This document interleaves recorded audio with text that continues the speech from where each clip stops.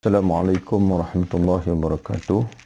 Bismillahirrahmanirrahim. Alhamdulillahirabbil alamin. Wassalatu wassalamu ala sayyidil mursalin nabiyina wa habibina wa syafi'ina Muhammad ibn Abdullah wa ala alihi wa ashabihi wa man ihtada bihadihi wastanna bisunnatihi ila yaumiddin, amma ba'd. Tuan-tuan, perempuan, sidang pendengar, rakan-rakan yang dirahmati oleh Allah Subhanahu wa taala sekalian, kongsian kita pada kali ini masih kita meneruskan pembacaan kita daripada kitab Akhlaq Al-Ulama, salah satu kitab himpunan hadis yang dihasilkan oleh seorang muhaddisin al-kibar, seorang tokoh hadis yang agung, yang seangkatan dengan Imam Bukhari, Imam Muslim, walaupun beliau agak lewat daripada tokoh-tokoh ini, tapi masih lagi dalam era Salafus Salih, di mana beliau lahir pada tahap imam yang kita maksudkan itu adalah Imam Al-Ajuri, Imam Abu Bakar Muhammad ibn Husain Al-Husain Al-Ajuri, sebagaimana kita sebutkan dalam perkongsian kita yang pertama dulu. Beliau lahir pada tahun 280 Hijrah dan meninggal di Makkatul Mukarramah pada tahun 360 Hijrah. Asalnya adalah di Baghdad. Beliau lahir di Baghdad, kemudian menjadi muhaddisin, menyampaikan hadis, mengajar hadis ataupun membacakan hadis di Baghdad, sehinggalah pada tahun 330 Hijrah, 30 tahun sebelum beliau wafat, beliau mengunjungi Mekah untuk mengerjakan haji dan terus tinggal di Mekah sehingga tarikh kewafatannya iaitu tahun 360 Hijrah. Dalam perkongsian kali ini kita ingin membaca sekitar 2 ataupun 3 hadis yang khusus menyentuh berkenaan dengan peranan para ulama bagi umat ini. Dalam hadis yang ke-7 kitab beliau ini, beliau dengan sanadnya kepada Sa'id, dengan sanadnya kepada Rasulullah sallallahu alaihi wasallam, melalui sahabat Nabi yang bernama Abi Ad-Darda radhiyallahu anhu, an Abi Ad-Darda radhiyallahu anhu qala, hadis yang diriwayatkan daripada Abi Darda yang menceritakan qala Rasulullah sallallahu alaihi wasallam, telah bersabda Rasulullah sallallahu alaihi wasallam,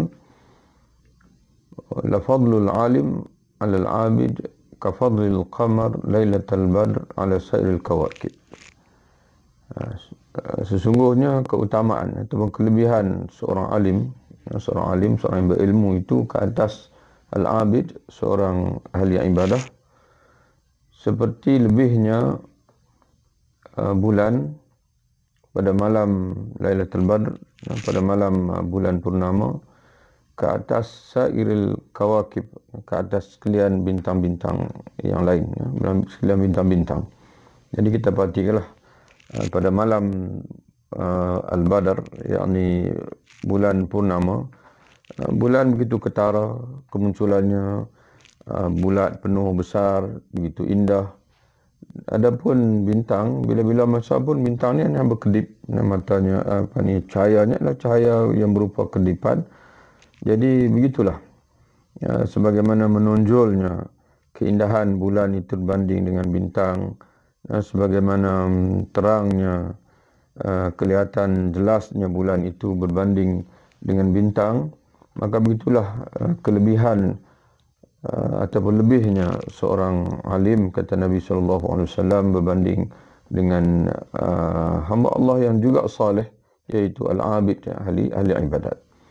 Jadi sebab itu dalam kehidupan kita ini, kita bergaul dengan semua orang saleh, tetapi di sana ada orang saleh kita perlu beri keutamaan, kita perlu banyak bergaul dengan mereka, iaitu orang saleh yang bertaraf sebagai al-alim. Alim. Dan sudah tentu alim ataupun orang berilmu yang dimaksudkan oleh Nabi SAW di sini ialah orang yang menguasai ilmu tentang agama itu sendiri, dan menguasai tentang Al-Quran, menguasai tentang sunnah Nabi, menguasai tentang fiqh, menguasai tentang ilmu tasawuf atau ilmu tazkiyah dan sebagainya. Kemudian Nabi SAW meneruskan lagi hadis yang sama, innal ulama warasatul anbiya. Sesungguhnya orang-orang alim itu adalah waris-waris para nabi.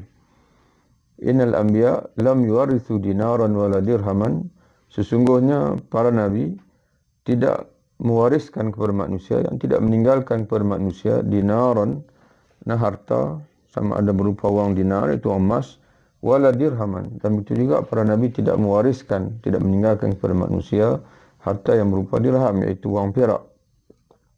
Innama warasul ilma, akan tetapi yang mereka ini para nabi wariskan, tinggalkan kepada manusia itu adalah ilmu, al-ilma. Faman akhadahu, maka sesiapa yang mengambil dan mencedok, menimba ilmu yang diwariskan atau yang ditinggalkan oleh para anbiya ini melalui para ulama yang menjadi pewaris para nabi itu, barang siapa yang mengambil ilmu tersebut, akhadahu bihadzin wafir, maka dia mengambil suatu keuntungan yang melimpah ruah. Jadi sebab itu para alim ulama perlu berperanan dalam masalah ini, menyebarkan ilmu yang mereka waris pada Nabi, bukan ilmu yang baru. Yang bukan ilmu yang baru yang datang dari diri mereka, tidak, ilmu yang mereka waris daripada Nabi, para anbiya Allah as-salihin. Yang para anbiya, ilmu para anbiya, iaitu ilmu agama itu sendiri. Bagi kita umat Nabi Muhammad SAW, seorang alim itu mesti menyampaikan kandungan Al-Quran, kandungan hadis Nabi, memahamkan kepada ummah pemahaman yang sahih berkenaan dengan Al-Quran dan juga hadis Nabi SAW. Itu hadis yang pertama kita kongsikan pada hari ini di Madinah pada ketika ini dalam jam 2 hingga jam berapa sekarang ni di sini, selepas zuhur. Di sini lepas zuhur. Okey, di sana mungkin maghribnya. Okey, dan hadis yang kedua kita ingin kongsikan pada hari ini adalah hadis yang ke-14 dalam kitab ini, dalam kitab Al-Akhlaq Al-Ulama. Bagi tuan-tuan dan puan yang baru mengikuti siri perkongsian kita daripada karya Imam Al-Ajuri ini, kitab yang kita baca ni adalah yang bertajuk Akhlaq Al-Ulama, akhlak ataupun kepribadian para ulama ataupun ahli ilmu. Hadis yang kedua yang kita kongsikan pada kali ini adalah hadis yang ke-14. Hadis dengan sanadnya sehingga kepada Rasulullah SAW melalui sahabat Nabi yang bernama Ibnu Abbas radhiyallahu anhu. Ani Ibnu Abbas qala, diriwayatkan dari Ibnu Abbas yang menceritakan, qala Rasulullah sallallahu alaihi wasallam, man yuridillahu bi khairan yufaqihu fid din. Ini hadis yang masyhur. Barang siapa yang Allah menghendaki untuknya khairan, suatu kebaikan, yufaqihu fid din, nescaya Allah akan menjadikan atau Allah akan berikan kefaqihan, kefahaman untuknya fid din, dalam agama. Itu tanda kalau Allah Taala inginkan kita menjadi baik. Kalau Allah ingin kita menjadi baik, nescaya Allah akan menjadikan kita faqih, yakni faham dalam masalah agama. Dalam menghurai hadis ini, Imam Al-Ajuri, yang nama sebenarnya kita sebut tadi itu Imam Muhammad ibnu Al-Husain, kata dia, nak mengulas hadis ini, nak mengulas firman Nabi, sabda Nabi sallallahu alaihi wasallam, man yuridillahu bi khairan yufaqihu fid din. Kata dia, falamma arada Allah Taala bihim khairan faqahum fid din. Tak kala Allah menghendaki kepada mereka, yakni kepada manusia ini, khairan, kebaikan, faqahum, Allah akan menjadikan mereka faqih.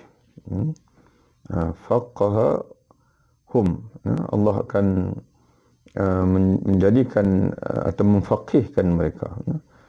Allah akan memfaqihkan, yakni menjadikan mereka faqih fi dinihi, tentang agamanya. Wa 'allamahum, dan Allah akan mengajar mereka kitab wal hikmah, dan juga hikmah.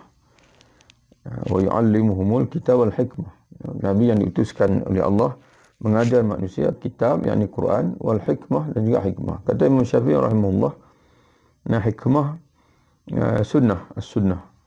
Tapi Imam Al-Ajuri menakalkan sebelum ini,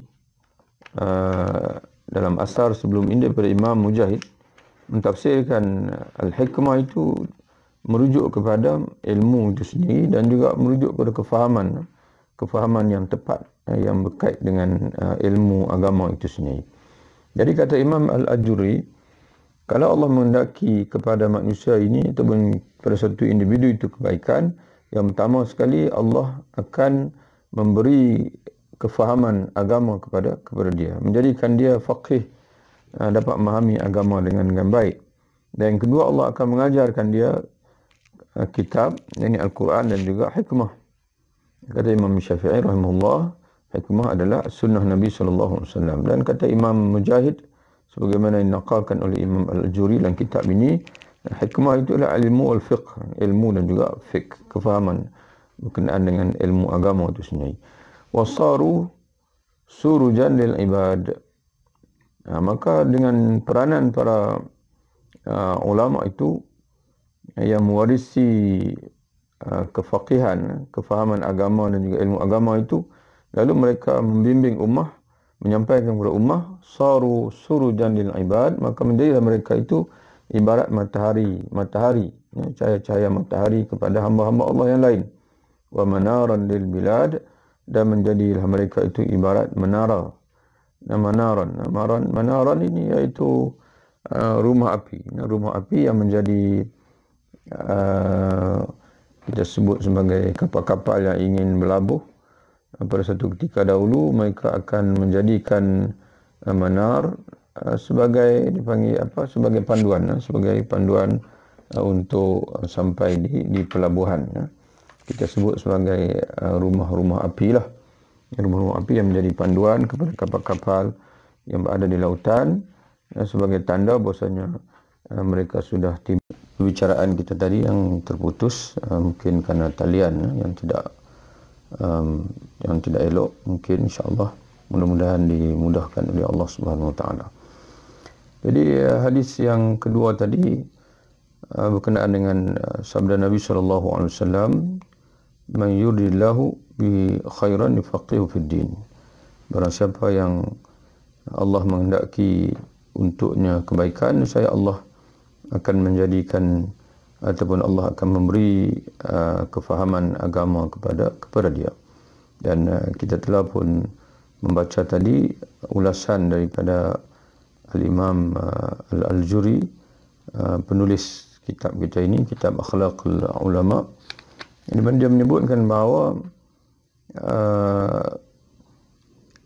para ulama itulah peranan para ulama. Peranan para ulama, mereka itu ibarat matahari dan juga ibarat manaran, ibarat dipanggil rumah api yang berada di pelabuhan, yang menjadi panduan bagi kapal-kapal yang ingin berlabuh di suatu pelabuhan.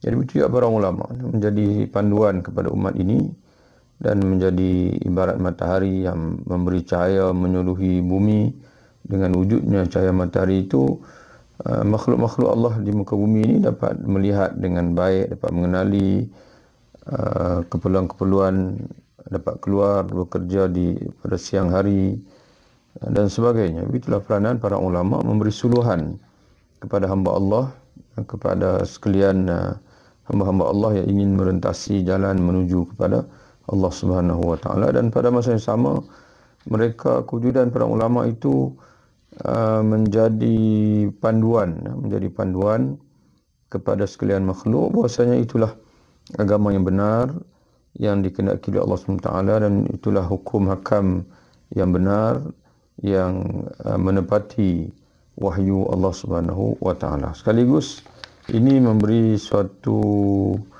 taujihat kepada ulama itu sendiri untuk sentiasa mentahqiq ilmu mereka. Mentahqiq yakni menyemak ilmu mereka, menyelidik ilmu mereka supaya ilmu yang ada pada mereka itu adalah benar-benar ilmu yang tepat, ilmu yang benar, yang selari dengan wahyu Allah Subhanahu wa taala, Al-Quran dan juga sunnah Nabi, supaya dengan tepatnya ilmu yang mereka miliki itu, maka penyampaian mereka kepada manusia lain, kepada anak-anak murid mereka juga adalah tepat. Untuk hadis yang terakhir kita pada perkongsian kali ini, iaitu hadis yang ke-17 dalam kitab ini. Dan hadis ataupun asar kerana Imam Al-Ajuri menakalkan kepada kita pandangan seorang sahabat Nabi, iaitu Salman Al-Farisi rahimahullah. Dengan sanadnya, kerana kitab ulama-ulama terdahulu mereka menulis dengan sanad, mereka mengambil daripada siapa, kemudian guru mereka itu mengambil daripada siapa, sehinggalah sampai kepada Rasulullah SAW kalau ianya hadis, ataupun sampai kepada asar sahabat ataupun tabi'in, jika sekiranya apa yang ingin mereka nakalkan itu adalah ungkapan para sahabat ataupun tabi'in. Bagi hadis yang ketiga yang kita ingin kongsikan pada kali ini, dan dalam kitab ini merupakan hadis yang bernombor 17, merupakan asar yang dinakalkan oleh Imam Al-Ajuri daripada sahabat Nabi yang masyhur, iaitu Salman Al-Farisi rahimahullah radhiyallahu anhu, kataba ila Abi Darda. Dia menulis, Salman Al-Farisi pernah menulis kepada seorang sahabat yang lain, iaitu Abi Darda. Dalam tulisannya itu dia mencatatkan, kata dia, innal ilma kal yanabi', sesungguhnya ilmu ini ibarat sumber-sumber mata air. Al-yanabi' yanbu', ibarat dipanggil sumber-sumber mata air, atau ibarat mata air itu sendiri. Yaghshan nas fayakhtalijuhu haza wa haza. Yang mata air yang memberi faedah kepada sekalian manusia, di mana manusia berulang-alik ke mata air itu, mengambil, ada yang ambil sekian-sekian banyak, ada yang ambil sekian-sekian banyak, ada yang minum di situ, dan ada yang mengambilnya untuk tanam-tanaman dan sebagainya. Dan begitu juga mata air itu dikunjungi oleh haiwan-haiwan, binatang-binatang dan sebagainya. Begitulah fayanfa'ullahu bihi ghairu wahid, di mana mata air ini dimanfaatkan. Dengan kewujudan mata air ini, Allah memberi manfaat dengannya ghairu wahid, pada bilangan makhluk yang bukan seorang, mana ramai manusia yang bermanfaat daripadanya. Begitulah juga ilmu itu sendiri, dan sekaligus ulama itu sendiri. Bila ilmu itu ibarat mata air atau sumber air, maka alim ulama itu merupakan simpanan kepada air tersebut. Dan mereka menyimpan ilmu, menyampaikan kepada makhluk manfaat. Maka sama seperti orang yang memiliki telaga air, dan dengan telaga airnya itu dimanfaatkan oleh makhluk-makhluk yang lain. Wa inna hikmatan la yutakallamu biha kajasadin la ruha fihi. Kata dia, suatu hikmah dan suatu ilmu ataupun suatu kebijaksanaan itu la yutakallamu biha, tapi tak dituturkan, maka sama seperti jasad, tidak ada roh padanya. Jadi sebab itu para ilmu ini kalau berada dalam kitab saja, tak dibaca, tak diungkapkan, tak diajar, maka kata Salman Al-Farisi dalam tulisannya kepada Abi Darda ini, dia sama seperti hikmah yang tak dituturkan. Dan bila hikmah tak dituturkan, sama seperti jasad tidak ada roh. Jasad bila tidak ada roh, maka akan membeku di situlah jasad itu. Dia tak dapat bangkit lagi, tidak dapat bergerak, dan tidak dapat memberi faedah kepada manusia bila jasad tidak ada roh. Kita ini boleh bercakap, boleh berinteraksi dengan orang lain, boleh menolong orang lain, sebab pada kita ni masih ada roh. Dengan roh itu menyebabkan kita bergerak ke sana kemari dan dapat memberi manfaat kepada orang lain. Maka begitu juga kitab, begitu juga ilmu. Kalau hanya berada dalam kitab, dia sama seperti mana jasad tanpa roh tadi. Hanya saja apabila ilmu ini berpindah kepada ulama dan ulama membacanya, menyampaikannya, memberi nasihat dengan ilmu yang berada dalam kitab itu, barulah ilmu itu akan menjadi seumpama jasad yang memiliki roh. Wa inna ilman la yukhraju kakanzin la yunfaqu. Ilmu yang tidak dikeluarkan sama seperti pembendaraan yang tidak diinfakkan, tidak dibelanjakan. Ada duit banyak tapi tak nak belanja. Jadi sama juga dengan orang yang berilmu, ada ilmu banyak tapi tak mau mengajarkan kepada orang lain dan tidak mau menyampaikan ilmu kepada orang lain, maka sama seperti orang yang memiliki harta yang banyak tapi disimpannya saja harta itu tanpa dibelanjakan, maka tidak ada faedah. Sambung tadi, kita masih lagi dalam perbahasan kita tentang ungkapan Salman Al-Farisi yang ditulisnya kepada seorang sahabat yang lain, iaitu Abi Darda radhiyallahu anhuma. Dalam tulisannya kepada Abi Darda, Salman Al-Farisi radhiyallahu anhu menuliskan bahawasanya, kata dia, sesungguhnya ilmu adalah ibarat mata air yang mana memberi faedah kepada manusia. Maka begitulah juga ilmu yang diturunkan oleh Allah Subhanahu Wa Taala melalui para nabi ini adalah umpama mata air, dan mata air itu disimpan ataupun diwarisi oleh para alim ulama. Maka sebab itu kata Salman Al-Farisi, para alim ulama mesti mempunyai kerajinan untuk menyampaikan ilmu. Tidak boleh ilmu itu terbeku dalam kitab saja ataupun dalam diri mereka saja, kerana ilmu yang tidak diungkapkan, ilmu yang tidak disampaikan sama seperti jasad yang tidak ada roh. Jasad yang tidak ada roh. Di mana jasad yang tidak ada roh ini, walaupun jasad wujud tapi tidak memberi faedah kepada orang lain. Kewujudan jasad yang tidak ada roh ini tidak memberi faedah kepada orang lain. Maka begitu juga ilmu yang membeku ataupun yang hanya dalam kitab, tidak dibaca, tidak disampaikan, maka ilmu itu tidak akan bergerak. Ada tetapi tidak memberi manfaat kepada orang lain. Jadi ruh kepada ilmu itu adalah penyampaian, dia panggilnya. Ruh ilmu yang disampaikan itu sama seperti jasad yang memiliki roh, di mana jasad yang ada roh ini, jasad itulah yang berfungsi berlega di sekitar orang lain, membantu orang lain, berinteraksi dengan orang lain, bekerja dan sebagainya. Dan Salman Al-Farisi menyebutkan lagi ilmu yang tidak dikeluarkan sama seperti pembendaraan yang tidak dibelanjakan. Sebab itu ilmu perlu diajarkan, perlu disampaikan. Dan perumpamaan seorang alim, sambungan tadi kita berhenti di situ. Kata Salman Al-Farisi lagi, wa innama mathalul muallim, sesungguhnya perumpamaan bagi seorang muallim, mana seorang yang berilmu, yang mengajarkan ilmunya, kamathali rajulin, sama seperti seorang lelaki, hamila sirajan, yang membawa satu pelita, satu lampu, fi tariqi muzlim, di jalan yang gelap gelita, yastadi'u bihi man marra bihi, oleh kerana dia membawa lampu, maka dapat menumpang lampu itu orang yang, ataupun setiap orang yang melalui jalan tersebut. Wa kullun yad'u ilal khair, dan setiap orang menyeru kepada kebaikan. Ya.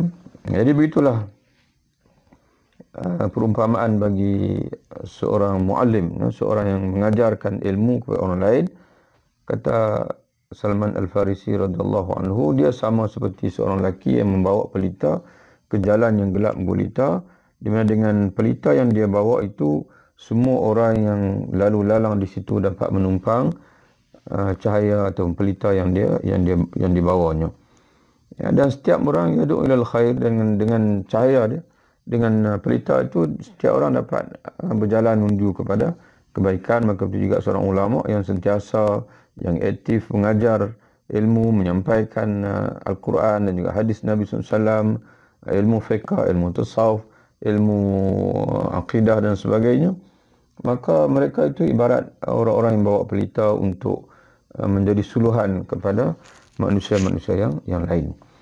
Kemudian mengulas asar daripada Salman Al-Farisi ini, pengarang kitab kita iaitu Al-Imam Al-Ajuri, kata dia, "Fama dhannukum bi tariqin fihi afatun kathiratun."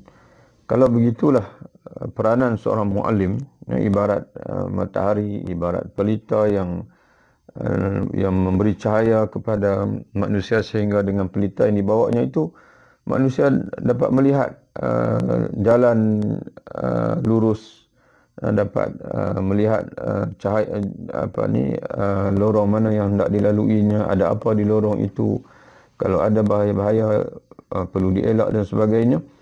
Maka kata dia, cuba kau bayangkan satu jalan fihi afatun kathiratun, di jalan itu memiliki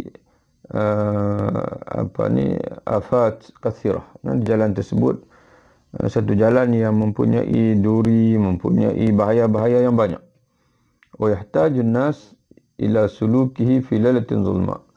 Pada masa yang sama, manusia perlu melalui jalan itu pada malam yang gelap gulita. Jalan itu penuh dengan bahaya dan sebagainya, tapi manusia perlu melalui jalan tersebut. Kebetulan mereka perlu melaluinya pula itu pada situasi dalam gelap gulita. Bayangkanlah, fa illam yakun fi dhiya'un, bayangkanlah kalau tidak ada cahaya. Tidak ada cahaya di jalan tersebut, apa berlaku kepada manusia? Maka sudah tentu tahayyaru, mereka akan terpinga-pinga. Mereka tidak akan tercengang, terpinga-pinga. Dan kemana nak lalu, gelap gulita, ada apa di depan, adakah selamat atau ada bahaya, kita perlu berhati-hati dan sebagainya. Ya, faqayyadallahu lahum fihi masabiha tadhi'u lahum. Namun Allah dengan rahmatnya telah menyediakan. Jadi seolah-olah Imam Al-Ajuri ingin mengumpamakan perjalanan kita di dunia ini merupakan penuh dengan bahaya, penuh dengan ranjau, penuh dengan cabaran-cabaran dan sebagainya. Ada godaan nafsu, ada syaitan, ada orang-orang yang menaja, pemikiran-pemikiran jahat, ada juga pendakwah, pendai-pendai yang mengajak manusia pada agama yang sesat. Jadi bayangkanlah kalau manusia hidup atas muka dunia tanpa ada suluhan, tanpa ada ulama yang menunjuk jalan kepada mereka. Namun kata Imam Al-Ajuri, faqaydallahu lahum, Allah dengan rahmatnya telah menyediakan untuk manusia di dunia ini masabih, pelita-pelita, tadhi'u lahum, yang memberi cahaya kepada mereka. Fasalakuhu ala salamatul afiyah, dengan adanya cahaya itu mereka dapat melintasi jalan yang gelap gulita dan juga yang mempunyai banyak cabaran dan juga mungkin boleh membinasakan mereka tadi. Dan mereka fasalakuhu, dengan adanya cahaya yang dibawa yang disediakan oleh Allah SWT dengan kewujudan para ulama tadi yang mewarisi ilmu daripada Rasulullah SAW, maka manusia dapat melalui jalan tadi ala salamah wal afiyah, dengan selamat dan juga dengan bebas daripada bahaya dan juga kecelakaan. Semajat tabaqat minan nas la budda lahum min suluk fihi fasalaku fabainahum kadzalik id tufiat al masabih. Namun kata dia, sayangnya apabila jalan sudah para ulama-ulama dulu telah pun merintis jalan yang selamat untuk sekalian manusia, tapi bila tiba satu tabaqat, satu generasi yang baru, cahaya itu telah padam. Cahaya itu telah padam. Fabaqau fi zulmah, maka generasi yang baru itu kembali kepada kegelapan. Fama dhannukum bihim, maka bagaimana, cuba kamu bayangkan. Kalau peringkat awal tidak ada cahaya, datangnya ulama bawa cahaya, maka manusia dapat melintasi jalan dengan kewujudan cahaya, dapat melihat ke mana hendak pergi dan juga dapat melihat apakah ada bahaya yang perlu dielak dan sebagainya. Tiba-tiba cahaya yang sedia ada itu terpadam, menyebabkan generasi yang baru itu akan kembali berada dalam kegelapan. Ini mengisyaratkan kepada kita bahawasanya perlunya para ulama yang ada pada ini, mereka meneruskan tugas yang dirintis ataupun dilakukan oleh ulama terdahulu. Jangan biarkan cahaya yang ditinggalkan oleh alim ulama di dalam perjalanan manusia itu terpadam pada zaman kita. Hakadha al-ulama fi an-nas la ya'lamu katsir min an-nas kaifa ada al-fara'id wa la kaifa ijtinab al-maharim wa la kaifa yu'badu Allah fi jami'i ma yu'badu fi khalqi illa bi baqa'il ulama. Kata Imam Al-Ajuri, demikianlah pentingnya kewujudan para ulama finnas di tengah manusia, kerana orang ramai tidak akan dapat mengetahui bagaimana untuk melaksanakan kefarduan yang diwajibkan atas mereka, dan begitu juga mereka tidak dapat mengetahui bagaimana untuk menjauhi mengelak perkara-perkara yang diharamkan oleh syarak.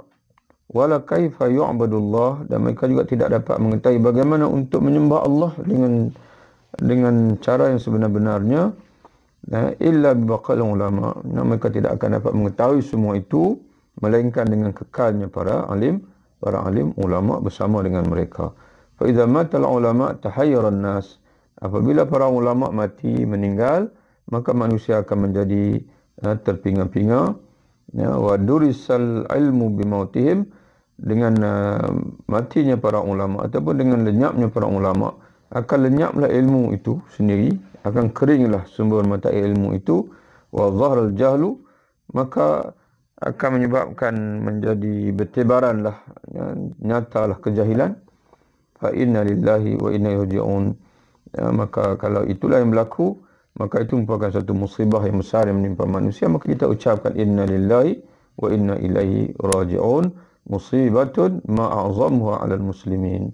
Kalau begitulah berlaku, para ulama meninggal, tidak ada yang mewarisi ilmu mereka dan tidak ada yang menyampaikan kebenaran kepada mereka, maka kata dia itu adalah musibah ma'azamuha 'alal muslimin. Tidak ada musibah yang paling besar ke atas orang Islam melebihi daripada musibah matinya para ulama tanpa ada ulama lain yang mewarisinya. Jadi sebab itu tuan-tuan dan puan-puan yang dirahmati Allah Taala sekalian, kita perlu bukan sekadar melahirkan para hufaz sebagai contohnya, bukan sekadar kita melahirkan para hufaz yang menghafal Al-Quran, tapi kita perlu melahirkan pada ini sebab ramai yang mungkin anak-anak kita yang lahir bukan sekadar menghafal Al-Quran, tapi juga dapat memahami Al-Quran dengan baik, dapat mentafsirkan Al-Quran, dapat menjelaskan maksud Al-Quran dengan benar kepada masyarakat, dan juga hadis Nabi SAW. Jadi begitulah perkongsian kita pada kali ini. Agak walaupun terputus-putus, tapi alhamdulillah dapat kita melaksanakan siri yang kedua bagi pembacaan kita kitab Akhlaq al-Ulama, kitab himpunan hadis yang dihasilkan oleh seorang ulama yang tergolong dalam al-muhaddithin al-kibar, tokoh hadis yang agung yang lahir dalam era tahun dipanggil yang kurun ketiga hijrah, iaitu al-Imam Al-Ajuri, lahir pada tahun 260 hijrah, wafat 280 hijrah, wafat pada tahun 340 hijrah. Dia 360 hijrah wafat. Lahir al-Imam yang mengarang kitab yang kita baca ini, Imam Al-Ajuri, lahir pada tahun 280 hijrah di Baghdad. Kemudian berpindah tinggal di Mekah selama 30 tahun. Beliau berkhidmat menyampaikan hadis di Makkahul Mukarramah sehinggalah beliau wafat di Mekah pada tahun 360 hijrah. Dan insya-Allah tuan-tuan dan puan sekalian, ada masa lagi kita akan berkongsi lagi dalam perkongsian ini. Mudah-mudahan perkongsian ini akan beri manfaat untuk kita bersama insya-Allah. Wabillahi taufiq. Assalamualaikum warahmatullahi wabarakatuh.